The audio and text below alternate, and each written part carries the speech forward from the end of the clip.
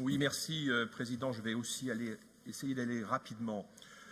Sur la politique pour les communautés d'agglomération, les CAR, nous avons une analyse assez positive de ces politiques-là. On pourrait sûrement améliorer les choses, on le fera quand il le faudra avec les critères. Par contre, sur les communes rurales, les politiques bourg-centre qui sont mises en œuvre ou les politiques pour l'aide à la ruralité nous paraissent très insuffisantes.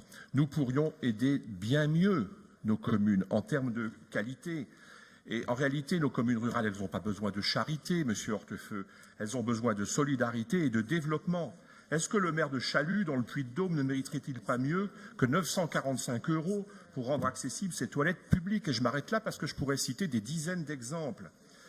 Votre approche de la ruralité nous choque. Vous distribuez des chèques sans regard sur les réalités des projets des communes, sans réfléchir au caractère juste ou non de la répartition des richesses sur le territoire, et vous aggravez même les disparités territoriales en soumettant ces décisions à l'arbitraire des élus référents de votre majorité, sans critères et sans cadre.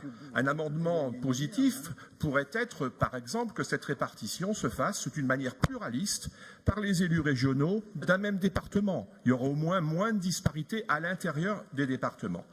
En réalité, avec cette délibération, d'abord, j'observe que vous avez 8 millions d'euros qui ne sont pas consommés.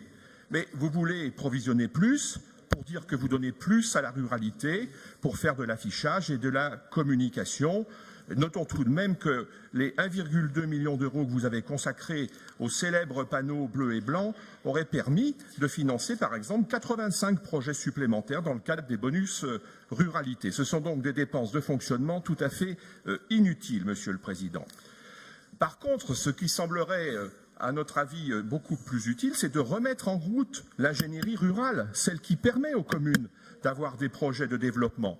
D'ailleurs, nous relevons que votre analyse ne porte pas sur ces questions. Je pense que M. Guerre présente en même temps les amendements. Je le fais en même temps puisqu'on a réduit le temps. D'accord. Hein? Vous présentez en même temps les amendements? Donc je peux. Donc le premier, je l'ai cité. C'est ça. Et le deuxième, c'est de remettre en route l'ingénierie locale exclusivement pour les collectivités rurales. C'est bien ça. Merci, M. Guerre.